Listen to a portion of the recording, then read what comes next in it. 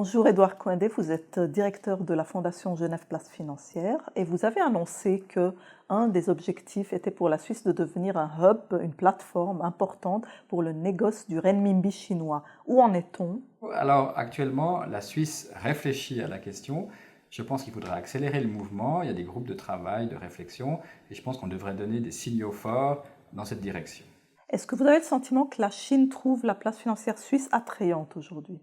Alors je pense que la Chine doit pouvoir voir beaucoup d'avantages dans la place financière suisse, puisque la Suisse est une place de négoce importante, une place commerciale importante, et les Chinois sont très attachés à cette notion de commerce. Donc nous devons donner, comme je l'ai dit, des signaux pour que des accords puissent être trouvés afin de développer cette relation qui a déjà subi un pas très important dans la bonne direction par la signature du traité de libre-échange l'année dernière.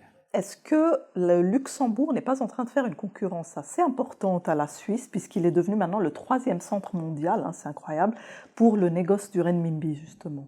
Alors évidemment, le Luxembourg a toujours su s'adapter à la situation du marché, est toujours très proactif, et je pense que c'est vrai que c'est une concurrence importante, mais que la Suisse a beaucoup d'atouts à faire valoir, notamment, comme je l'ai dit, d'être une place de commerce et de commodity trade finance d'importance mondiale, et que les Chinois sont des grands consommateurs de matières premières, donc je pense qu'il y a une carte à jouer. Il y a une carte à jouer aussi parce que nous avons contrairement au Luxembourg, nous avons de grandes entreprises multinationales qui sont sans doute intéressés à ces relations avec la Chine aussi à travers le change et la possibilité de se financer. Et puis, nous avons donc ce traité de libre-échange, nous avons beaucoup de touristes chinois qui viennent en Suisse, et en plus la Suisse bénéficie d'une bonne image auprès des Chinois, puisque les relations sont de très longue date. La Suisse était l'un des premiers pays à avoir reconnu la Chine à sa création. Donc nous avons beaucoup d'atouts à faire valoir, et il faut donner des signaux positifs dans ce sens. Pourquoi est-ce que le Luxembourg accueille de nombreuses banques chinoises et russes, par exemple, alors qu'on a l'impression qu'en Suisse, depuis Bank of China, qui est parti maintenant, ce n'est pas aussi dynamique?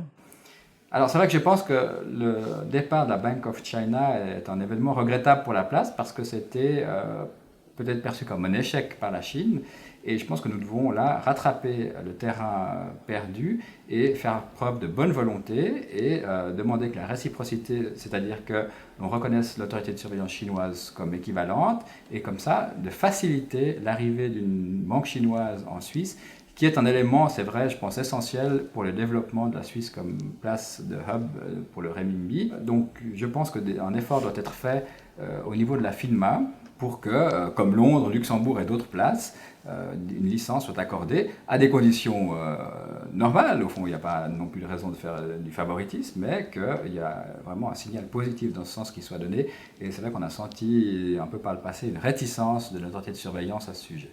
Et pour conclure, donc, vous estimez que pour la place de Genève ou de la place financière suisse avec Zurich aussi, devenir un hub important pour le négoce du renminbi répondrait donc à une forte demande en termes de business et d'acteurs financiers aussi bien chinois que suisses qu'internationaux? Moi, je pense qu'actuellement, la place financière est en pleine mutation et qu'il faut chercher des nouveaux créneaux pour développer des nouveaux créneaux de business. Et je pense que ce business du renminbi est un créneau très intéressant. Et je pense que justement, il y a cet intérêt du fait de la présence de très grandes entreprises en Suisse, de banques d'importance mondiale en Suisse. Et je rappelle que des banques comme UBS, HSBC et Crédit Suisse ont des relations depuis très longue date avec la Chine et qu'elles pourraient les développer aussi depuis la Suisse. Je donne l'exemple d'HSBC qui est notamment dans l'émission de Dim Sum Bond, donc des bons en renminbi qui connaissent une croissance gigantesque en volume. Eh bien, détient à peu près 20% du marché à Hong Kong. Donc, si une partie pouvait être négociée ou développée depuis la Suisse, je pense qu'il y a vraiment un intérêt très important pour la place. Merci beaucoup, Édouard Coindé. Merci à vous.